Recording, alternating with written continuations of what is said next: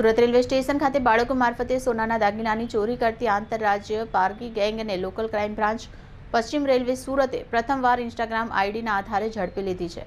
પોલીસે ₹15,30,000ની ચોરીનો ગુનો ડિટેક્ટ કરી મુદ્દામાલ રિકવર કર્યો છે.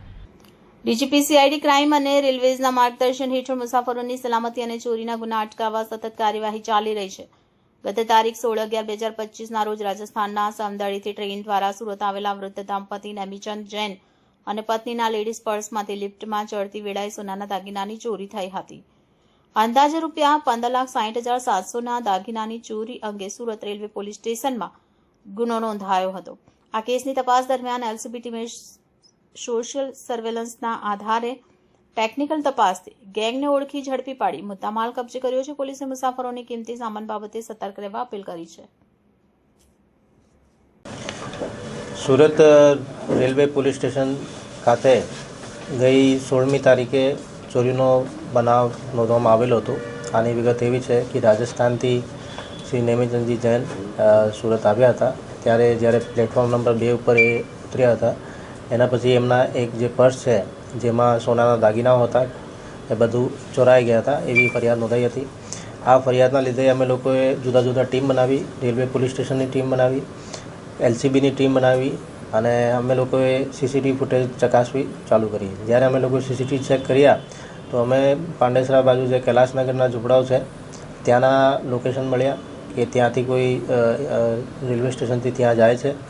જ્યાં પણ ઝૂંપડા બધા ખાલી હતા તો અમે લોકો ત્યાં જે ગાર્બેજ છે એમાં ચેક કર્યું તો અમને કંઈ ક્લુ મળ્યું કે મહારાષ્ટ્રના બુલઢાણા ખાતે એ લોકોએ હંગામી અથવા કાયમી રીતે રહેતા હોય છે.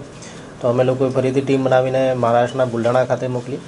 ત્યાં અમે લોકોએ 8 થી 10 જેટલા પોલીસ સ્ટેશનોમાં એમના ફોટા બતાવ્યા અને ચેકિંગ કરાવી. પછી અમે લોકોએ જે એલસીબી ઓફિસ છે ત્યાં એમના ફોટા આપ્યા. તો 2-4 દિવસમાં અમને એક ક્લુ મળ્યું કે આ જે માણસ છે આ મહારાષ્ટ્રના બુલઢાણા ખાતે કોઈ ગામડામાં રહે છે અને અત્યારે હાલ ત્યાં અમરાવતી એમની લોકેશન મળે છે. પછી અમે લોકોએ અમારી રીતે એમના ફોટોઝને ચેક કરી એમને ઇન્ટરનેટ ઉપરથી એમના ફોટો દ્વારા ઇન્સ્ટાગ્રામ આઈડી અમે લોકોએ મેળવી લીધી. આ ઇન્સ્ટાગ્રામ આઈડીથી અમે લોકોએ જ્યારે મેટાને કોન્ટેક્ટ કર્યો તો એમના આઈપી ડિટેલ્સ અમને મળ્યા. આઈપી ડિટેલનો આઈપીડીઆર એનાલિસિસ કરીને એમના જે મોબાઈલ નંબર છે એ અમને મળી ગયા. એ મોબાઈલ નંબરનો અમે બધું લોકેશન અને સીડીઆર કઢાવીને અમરાવતીથી જ્યારે એ લોકો હતા ત્યારથી એમને ટ્રેક કરતા હતા અને જ્યારે ફરીથી એ લોકો સુરતમાં ચોરી કરવા આવ્યા ત્યારે અમને એ લોકોને ઝડપી પાડ્યા.